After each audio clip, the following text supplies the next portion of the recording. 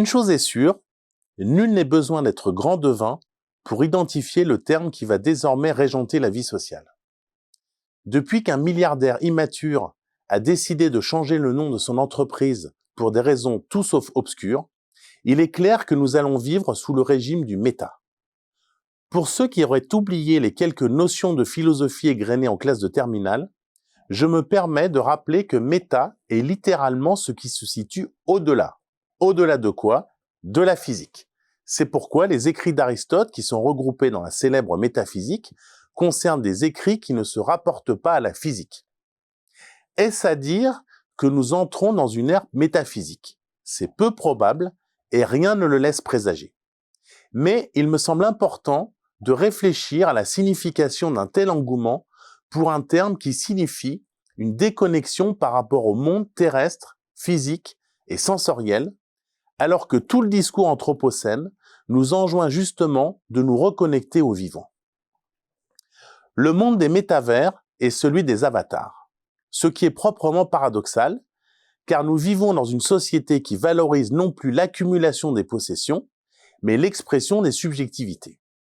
L'univers des réseaux sociaux, qui se présentait il y a une décennie comme une nouvelle forme démocratique d'ouverture et d'équité, a désormais pris les formes de l'atomisation, de la surveillance et de la radicalisation.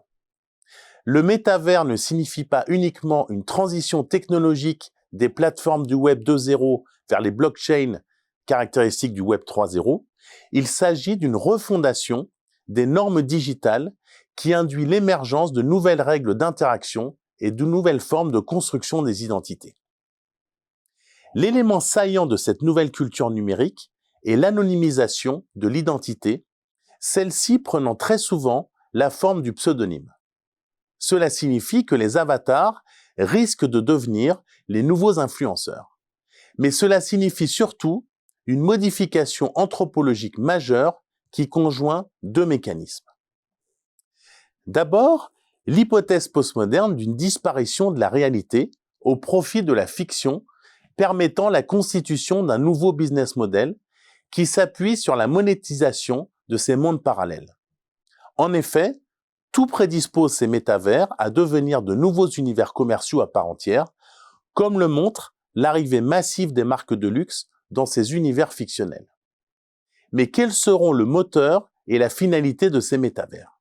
Et c'est ici qu'intervient le second mécanisme. Il ne s'agit plus ici de reproduire le schéma traditionnel qui voit le client devenir acteur de son expérience de consommation par des actes de customisation.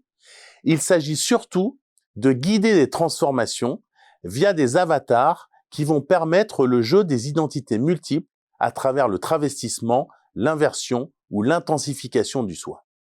À cette différence près que l'économie des métavers propose le stade ultime sur lequel bute inexorablement le capitalisme, elle peut en effet vendre des éternités, que ce soit celles des images, des objets, des lieux ou de projections virtuelles de nous-mêmes, dont l'immortalité est monétisable. La grande force des métavers est donc de nous permettre d'échapper à une réalité trop contraignante en articulant la virtualité de la fiction digitale, la customisation propre à l'économie de l'expérience et la possibilité de se transformer et de se transporter dans un monde virtuel qui nous offre la vie éternelle. Qui a osé dire que Dieu était mort?